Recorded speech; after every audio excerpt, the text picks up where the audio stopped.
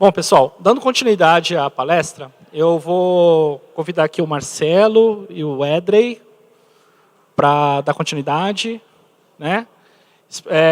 Sérgio, muito obrigado aí pela sua fala, foi fantástica. O Edrey direto? Então esses dois é meio dupla dinâmica. Desculpa. Edrey, muito obrigado pela presença mais uma vez. Olá, boa noite, boa noite. Eu preciso de TV aqui. Bom, primeiro, obrigado pela oportunidade. Eu sempre que me convidam, eu venho, é um problema, o Marcelo sabe, que eu gosto muito de falar. E eu vou tentar, depois do que o Sérgio fez com a gente hoje, né, comigo principalmente, que tenho negócios, como é que chama? Cultucacional a palestra, né? Enfim, ele está andando sozinho, não sei porquê, mas enfim. Eu vou explicar rapidinho porque que eu estou aqui, que é mais fácil, e depois eu acho que o grande negócio de fazer palestra, ou de vocês estarem aí, é que a gente pare para conversar depois, bater papo e perguntar, porque eu já cansei de estar aí, e às vezes eu só escutava e não tinha oportunidade de perguntar, e às vezes eu não consigo dizer o que eu acho que vocês têm dúvida ou gostariam de saber. Então, eu prefiro ser rapidinho aqui para explicar por que eu estou aqui, e depois a gente senta aí para bater papo. Enfim, eu acho que é mais importante vocês perguntarem e a gente tentar ajudar vocês nessa futurologia, que é o que vai acontecer com o mercado. Eu sou dono da 1900, um dos sócios da 1900. A 1900 foi fundada, é uma pizzaria... Está andando? Deixa eu ver.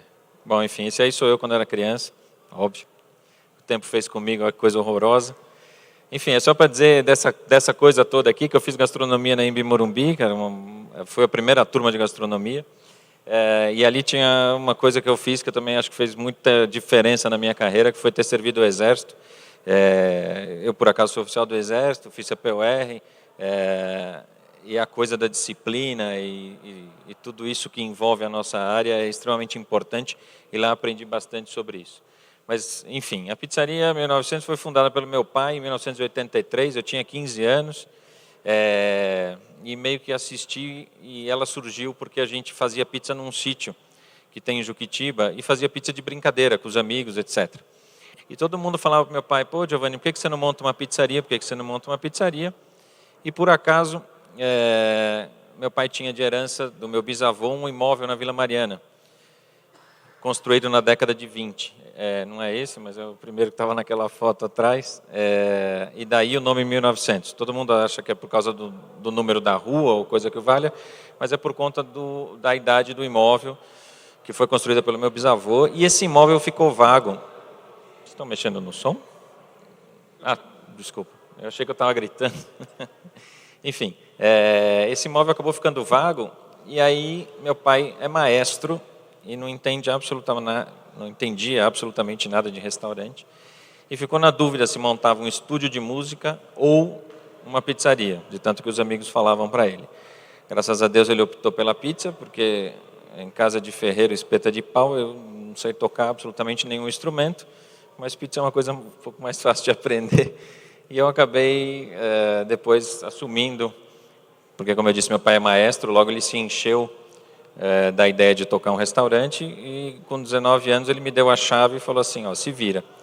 E aí, agora deixa eu ver, não vai, né? Não vai nem para frente nem para trás. Não?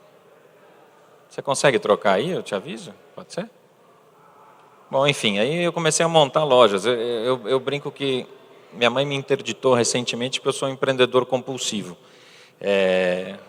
Toda vez que eu dou alguma palestra, no fim da palestra alguém chega, encosta comigo e fala assim: sabe, eu estou querendo não sei o que lá, e eu fico sócio do cara, enfim, e monto um negócio com alguém. E minha mãe me proibiu, então eu já vou avisando que não adianta no fim da palestra me procurarem, porque eu estou proibido porque eu fiz muitas loucuras recentemente. Como o Sérgio falou, a questão das crises e etc., nessa marolinha eu abri 3 negócios quase ao mesmo tempo, o que me deixaram praticamente maluco, porque eu sempre ficava na dúvida se o problema era eu como empresário, empreendedor, o mercado ou o tipo de negócio.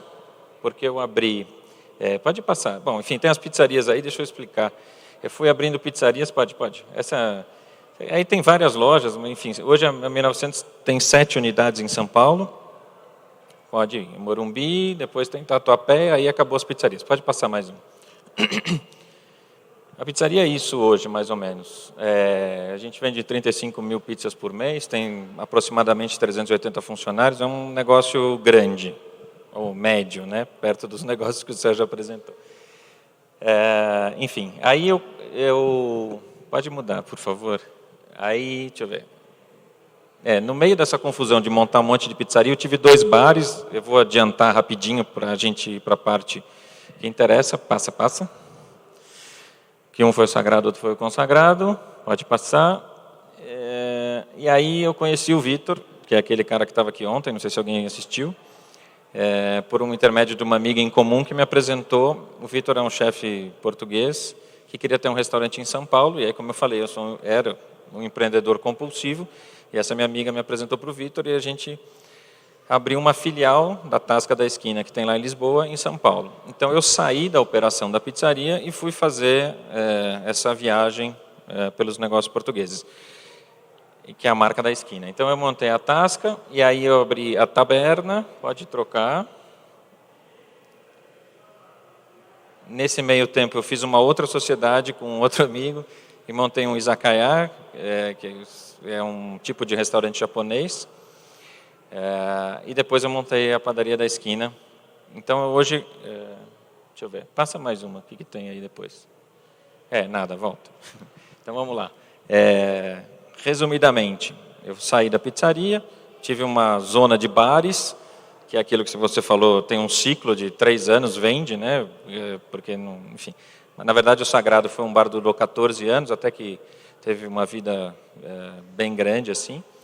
Depois eu fiz o restaurante japonês, que eu entreguei ele por conta de dívidas, que foi um desses 3 negócios que eu abri, que um foi a Taberna, a padaria e o restaurante japonês. Hoje eu não tenho mais o restaurante japonês, a gente passou ele para um outro cara que assumiu ele por conta da dívida.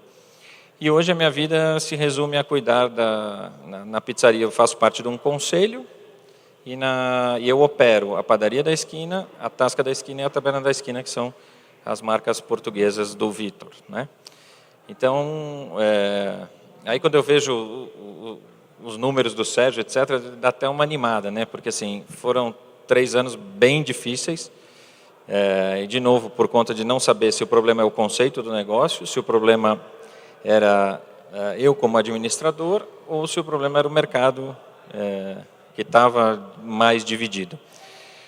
A gente agora, graças a Deus, nesse segundo semestre, a gente já notou uma melhora. Eu acho que o que o Sérgio disse, de fato, deve acontecer. Então, é um mercado que deve voltar aos padrões normais. Então, é isso. Eu vou chamar o Marcelo aqui para a gente bater papo, porque eu acho que é mais interessante do que eu ficar aqui me estendendo muito tempo, tá bom?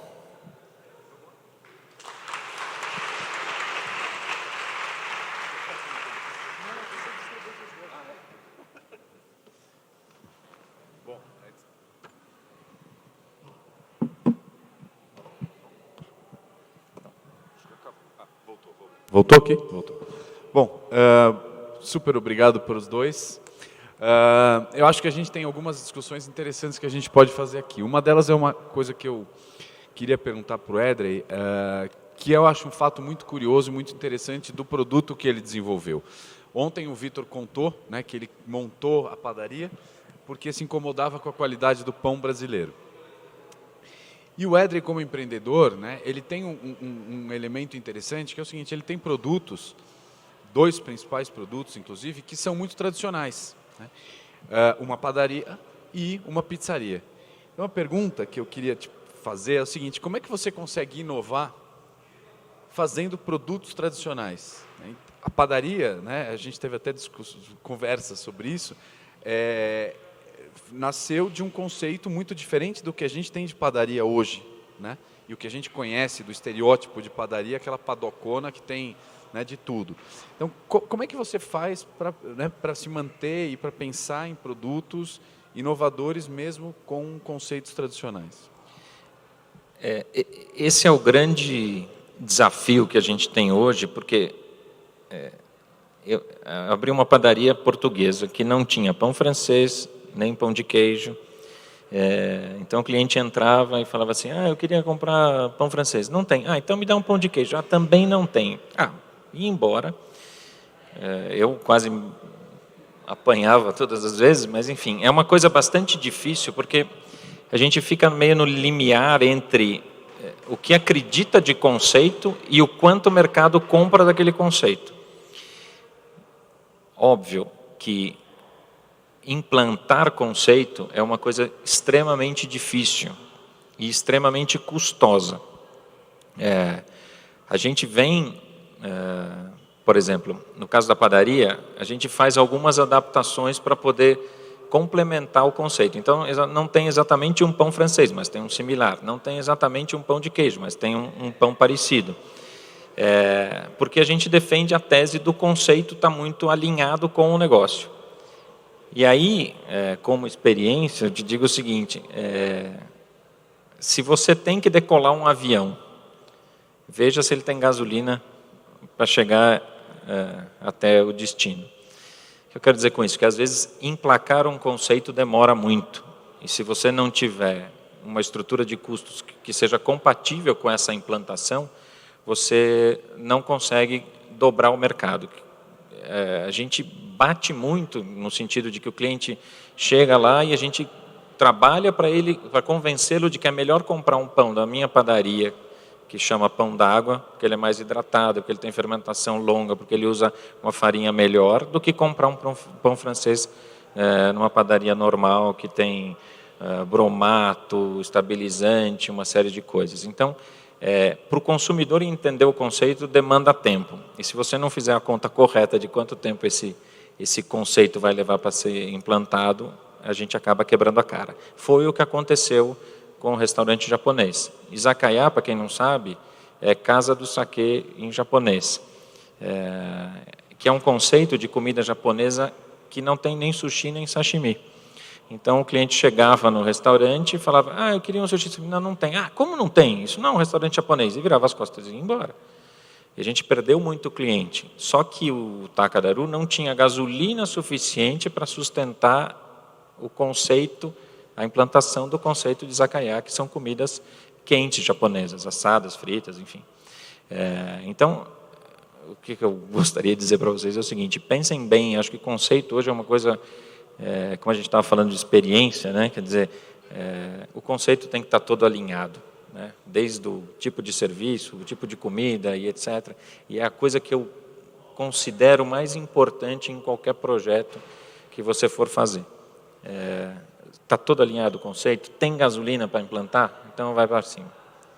Acho que é isso. Desculpa, que às vezes é um prato cheio para a gente poder divagar um pouquinho, mas queria fazer comentário em 2 estágios. O primeiro a gente lida muito com pesquisa do mundo inteiro. Eu queria só fazer um comentário. A gente, há uns 2 anos atrás, a gente tentou achar uma explicação por antecipação do que acontece depois da crise. E aí a gente descobriu uma conexão. A gente descobriu que nos Estados Unidos, o Canadá, a França, a Alemanha, a Inglaterra, a Espanha, a Austrália, todos os países que a gente foi estudar, depois que eles passaram por aquela crise pesada de 2008 e 2009, que foi quando a Dilma falou que aqui foi marola, em todos os países aconteceu exatamente o mesmo movimento. 2 anos ao final da crise, começou a acontecer o quê? O consumidor começou a ir menos vezes comer fora, mas cada vez que ele ia comer fora, ele gastava mais. A gente tem um raciocínio no Brasil que é crise, vai todo mundo parar de comer e gastar pouco, querer piorar a qualidade do que come. Não. No mundo inteiro, e as pesquisas começaram a mostrar já isso no Brasil, no mundo inteiro, o que acaba acontecendo com o consumidor é que ele passa a valorizar mais a grana dele. Ele fala, ao invés de eu tomar 3 cafés meia boca, eu vou tomar um bom. Vou gastar mais naquele um bom, mas vou tomar um bom. Ao invés de eu comer 4 sandubas na semana, eu vou comer 2 bons. ao invés de eu ir em qualquer pizzaria, eu vou numa pizzaria que me agrada mais. Então, a mensagem clara do mundo inteiro, aconteceu exatamente a mesma coisa. É valorizar mais e falar, eu vou gastar melhor a minha grana. Tem que valer a pena a grana. E aí vem o conceito, a experiência, a qualidade do que se consome e tal. Então, essa é uma parte da história, porque a gente tem uma mania de achar que a crise leva a gente para piorar as coisas. Não. O que o consumidor vai fazer é gastar menos vezes, mas gastar melhor o dinheiro dele. E o outro lado da coisa é uma equação muito simples.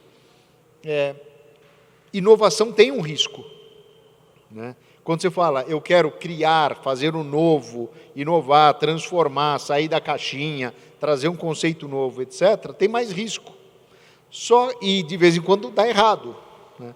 Só que é uma questão um pouco estatística e um pouco financeira. Se você não inovar, se você fizer simplesmente o que todo mundo já faz,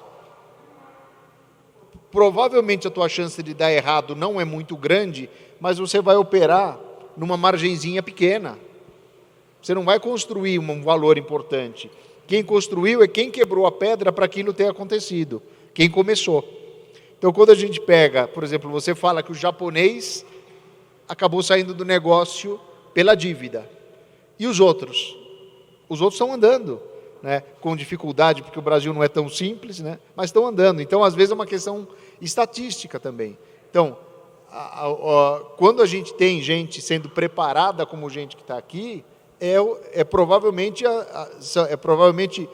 o empresário e o profissional do futuro que vai ajudar a inovar e transformar, para gerar mais valor, mais margem nos negócios. Tá? Imagina. Obrigado, Sérgio. Eu queria colocar para os dois essa pergunta, que é o seguinte. Há um tempo atrás, a gente fez um debate aqui, e uma das coisas que você trouxe foi uma mudança no perfil de compra e, consequentemente, novas possibilidades de novos negócios. Lembra que você falou, o restaurante, o último que a gente abriu, o da Pompeia, foi grande, hoje a gente faria diferente, porque, né? Então, considerando isso, e a gente considerando uma das coisas que a gente conversou lá, que é o seguinte, hoje, na hora que a gente fala de comida, na hora que a gente fala de comportamento de consumo, uma das coisas que vende muito é praticidade e comodidade, né? De que forma essas duas variáveis hoje interferem na concepção e na montagem de novos negócios de alimentação? Quem gostaria de começar? Eu vou falar, vai. Eu acho assim, eu tenho uma 1900 muito grande, que não foi exatamente a última, mas foi uma das últimas que a gente montou, que tem 1000 metros quadrados, é bem grande, cabem quase 400 pessoas. Aí você pergunta para mim, você montaria outra pizzaria desse tamanho? Jamais. Jamais. Eu acho que, até pelo fracionamento do mercado, e a gente tem que buscar eficiência. Então, hoje eu estou um pouco, não sei o que o Sérgio vai dizer, mas, enfim, eu defendo a tese de que os negócios têm que ser fáceis. Eu quero dizer com fáceis. Pouca gente, custo de imóvel barato, ponto barato, para que você não comece o mês devendo uma fortuna, né? Porque, na verdade, eu falo que restaurante você tem um restaurante, você abriu um restaurante e você ligou um taxímetro de dívida. Aquilo não para nunca mais de correr, porque, assim, cada dia é um dia a mais, é um 12avos de 13º, mais um não sei o quê, de funcionário, um dia de aluguel, um dia de compras. E aquilo é uma bola que, se você não tomar cuidado, se você abre com a bandeira muito alta, o custo fica muito pesado. Então, assim, eu não sei se é por conta da crise, eu nunca sei mais o que eu penso exatamente, porque, de fato, eu fiquei bastante questionador até do mercado. Quer dizer, então, eu acho que hoje os negócios têm que ser pequenos, fáceis, leves, mais digeríveis, no sentido de gestão e tudo mais fácil. Até porque o Brasil tem um problema de mão de obra grande, quer dizer, tudo muito caro, se acumula um passivo trabalhista absurdo. Se você tem 50 funcionários, esse passivo aumenta muito. Se você tem 10, é um quinto a menos. Então, assim, eu estou muito mais na vertente de que, assim, a gente tem que ser rápido, fácil, Acho que até porque o consumidor também não quer... tem os coco bambu da vida, né? Que tem uns malucos por aí que fazem umas coisas que acho que aí já é um ganho em escala. Coisa que, eventualmente, eu já não acredito mais. Eu acredito que é melhor você ter modelos pequenos. Enfim, não sei. Bom, é interessante porque isso que você acabou de colocar, voltando para o meu lado que é um pouco mais de números, quando a gente anda pelo mundo e vai ver quais são os dois dos mais usados indicadores de desempenho desse setor, faturamento por funcionário e faturamento por mão de obra. Faturamento por metro quadrado. Então, quando você olha com um viés um pouco financeiro para esse negócio, você fala como que eu uso da melhor forma gente e como que eu uso da forma mais eficiente o espaço que eu tenho, né? Que vai 100% ao encontro do que você está falando, se a gente olhar quais são as métricas que mais se usam no mundo, né? E a gente estava discutindo agora há pouco o seguinte, que a tendência que a gente vai ler, a gente vai quase todo ano para a principal feira de food service no mundo, que acontece em Chicago, e uma das novidades, uma das tendências que a gente vai ver hoje lá, vai ver em maio agora, é uma coisa chamada, um segmento chamado Flex Casual, mas traduzindo para o nosso português, a grande parte dos estabelecimentos, das redes que estão prosperando nesse momento, estão passando a atuar de formas diferentes em cada momento do dia, e mesmo entre dias da semana e final de semana. Por quê? Porque o seu consumidor da noite ele pode até ser a mesma pessoa, mas ele não quer a mesma coisa na hora do almoço. O teu consumidor durante a semana não quer a mesma coisa que ele quer no final de semana, tá?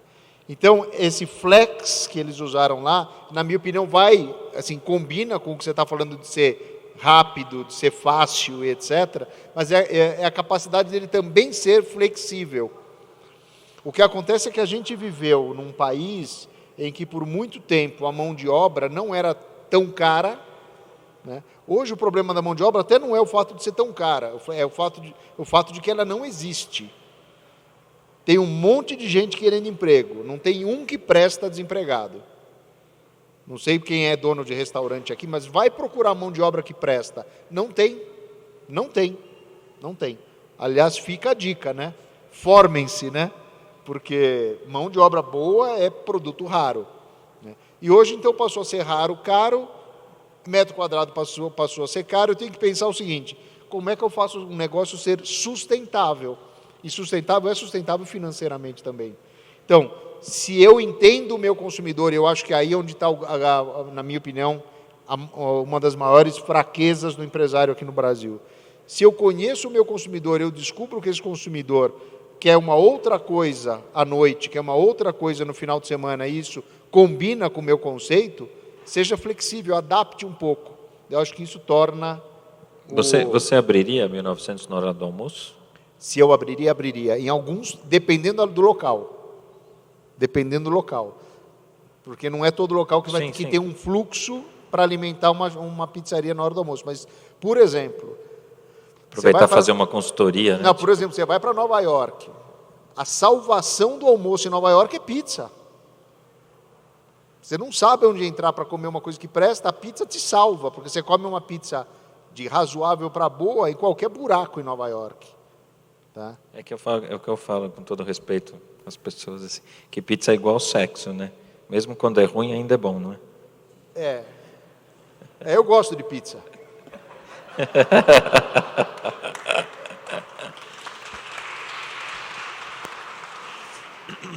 Interessante isso que você falou agora, Sérgio, porque...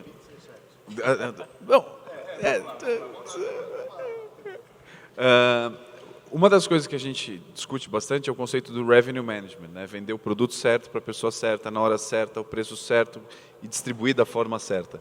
E na hora que você cria, né, um day part, né, que é um período do dia, e que você posiciona o seu produto de uma forma muito diferente do que você faz num outro momento, mostra claramente isso. Ou seja, eu estou vendendo um produto diferente para um público que se comporta de uma outra forma, disposto a gastar um outro valor, um outro tempo, né? e num determinado momento daquele dia. Então, esse princípio ele se aplica também na concepção do desenvolvimento de um novo day part, né, de uma adaptação de um day part. Acho que a gente pode abrir para as perguntas, né, Bira? Alguém gostaria de fazer alguma pergunta? Não? A última pergunta que fizeram é que hora acaba.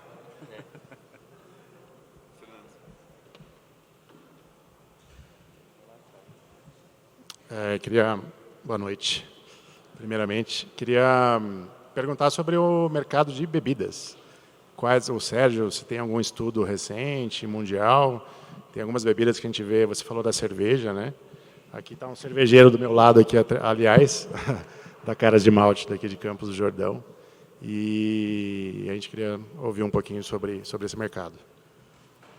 Olha, primeiro, assim, só para não deixar passar a cerveja em branco, 20 anos atrás, as cervejas premium, não as artesanais, elas eram 2% do mercado.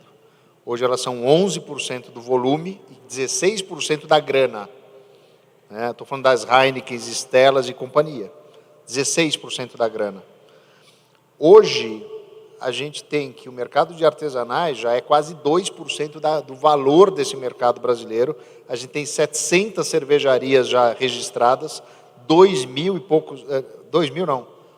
mil rótulos registrados, uma média de mais de 10 rótulos por cervejaria artesanal. Ou seja, é uma realidade em franca expansão e que vai ao encontro do que a gente estava falando um pouco antes. O consumidor, ele vai expandir para um consumo melhor. É todo consumidor? Não. O Brasil tem uma pirâmide socioeconômica que tem muito mais gente de classe C e D do que A e B. Então, temos que olhar segmentadamente. Então, mas, sem dúvida, a cerveja é um exemplo. Agora, eu sempre erro, tá? Alguém me ajuda? Coquetelaria, saiu a palavra? Isso daqui é uma coisa que a gente está 10 anos atrás ou 20 anos atrás com um baita avanço. Mas vamos pegar, por exemplo, qual é a bebida que mais cresce no Brasil nos últimos 2 anos? Quem chuta? Bebida quente. Gin. Disparado. Gin. As previsões das indústrias de bebida é que em 5 anos o gin passe a vodka no Brasil. Tá? Então, é só para a gente ver que essas coisas estão em movimento. Outra coisa, a gente pega os purês e xaropes, os monãs da vida, por exemplo. Você chega, por exemplo, hoje no Madeiro, vocês já ouviram falar do Madeiro? Para mim, um dos grandes cases de sucesso dos últimos anos. Tá? Segundo maior contribuidor, gerador de margem no Madeiro, é chá, é bebida, feita com purê, com xarope, com esse tipo de alternativa. Aí você entra no Outback, já tem. Aí você começa a entrar em todos os sports bar, todas as lanchonetes, uma boa parte das hamburguerias. Então, aquela questão do choque, para mim, essa palavra, né, a gente tinha até brincado agora há pouco, Biratã, o termo choque, eu acho que a gente tem que se sentir um pouco incomodado. Porque eu não sei se cada um de vocês... Então, todo mundo vai fazer gin tônica a partir de amanhã, comprar xarope, fazer chá gelado, vender como refil, e que mais? E colocar uma carta de cerveja artesanal. Não. Cada um olha o seu próprio negócio, o seu conceito, o posicionamento, mas o ponto é, as coisas estão em movimento. Quando a gente pega, por exemplo, um número que a gente deu, o gin em 5 anos vai ser maior do que a vodka no Brasil, é para a gente parar para pensar. Né?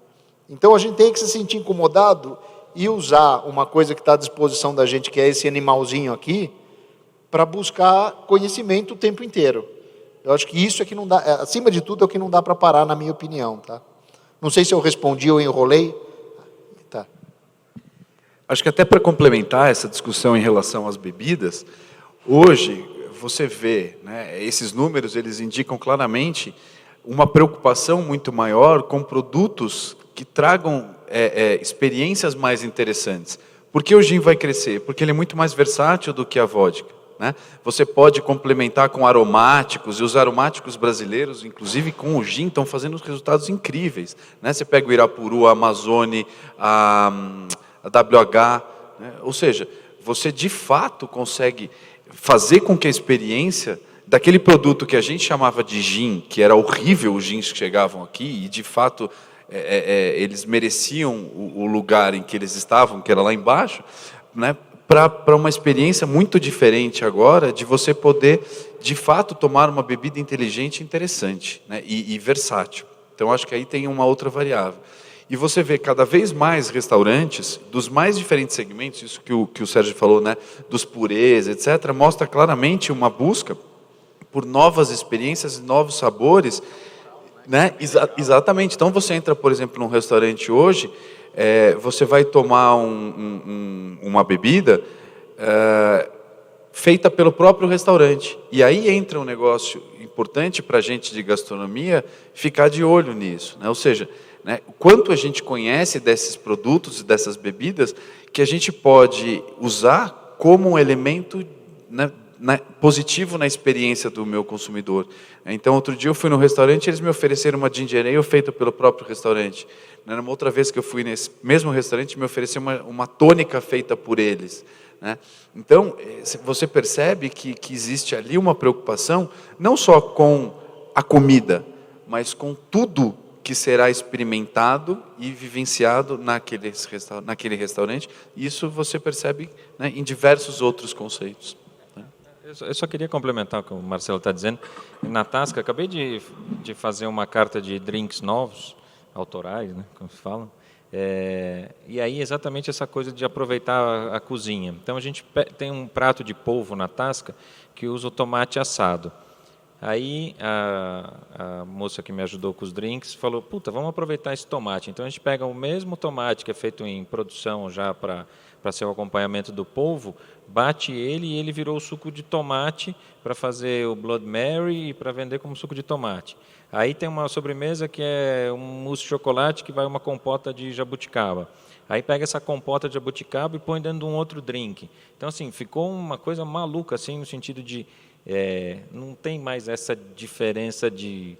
É tudo a mesma coisa, né? Quer dizer assim, a cozinha ou o conhecimento da gastronomia está andando para comer, para beber, para fazer tudo ao mesmo tempo, tudo junto agora, né? E só para complementar, para você ter uma ideia, o bartender do Dom é um ex-aluno do Senac, é o Patrick, né, que foi para o bar. E se você pegar vários outros alunos, Carolina Oda, Bia Morim, ex-alunas de gastronomia do Senac, que foram para a parte de bebidas, né?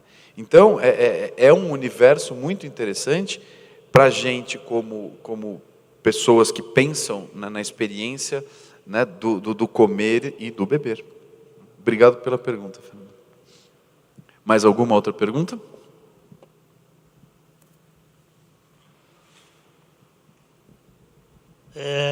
Para o senhor Sérgio Molinari. Obrigado pelo senhor. Também estou na mesma fase aí. Seguinte, o senhor trabalha com bastante empresa dando consultoria. E tem pessoas que procuram o senhor também para tentar ver com o senhor se existe algum cadastro de produtos novos que ele possa atuar, que ainda não existe. Esse tipo de consultoria o senhor faz também? A gente não faz e, além de não fazer, não tem. Assim, se tem uma coisa difícil, o restaurante ter à disposição dele a informação do que ele poderia comprar. Realmente, isso é um buracão no mercado hoje, é um problema. O que a gente está vendo acontecer, e a gente acredita que os próximos 3 anos esse mercado vai virar de cabeça para baixo, é o comércio eletrônico à disposição do restaurante, facilitar dramaticamente que você, sem ter que descobrir onde é que está o produto, qual é o produto, que você vai conseguir eletronicamente ter acesso a isso. A gente hoje sabe de pelo menos uns 8 a 10 distribuidores no Brasil que estão no estágio avançado para colocar suas ferramentas de comércio eletrônico para poder vender para os restaurantes, lanchonetes, etc. Hoje é um problema isso, saber...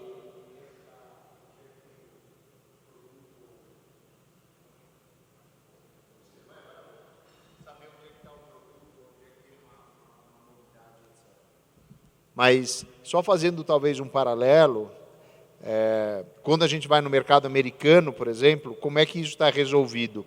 Os principais distribuidores que atendem cada determinado mercado, 1 ou 2 vezes por ano, ele monta um pequeno evento, pega uma área desse tamanho, chama os seus fornecedores principais e fala, olha, eu vou chamar meus clientes para cá, então traga suas novidades para mostrar para os restaurantes. Então, a gente já implantou isso em alguns distribuidores, então, um na região de Campinas, que é o Mariússo, um em Santa Catarina, que é o Bahia Norte, a gente vai fazer isso no Rio de Janeiro agora, que é uma forma de colocar o dono do restaurante na frente dos principais fornecedores, desde as indústrias, mas passando também pelo fornecedor, sei lá, de orgânico da região, o cara que que tem um fornecimento de hortifruti, etc. Mas o Brasil ele é muito deficiente em fazer chegar até o estabelecimento as novidades. Tá?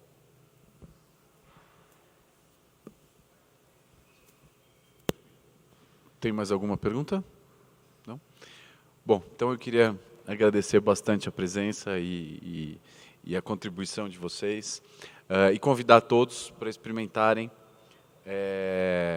as preparações dos alunos.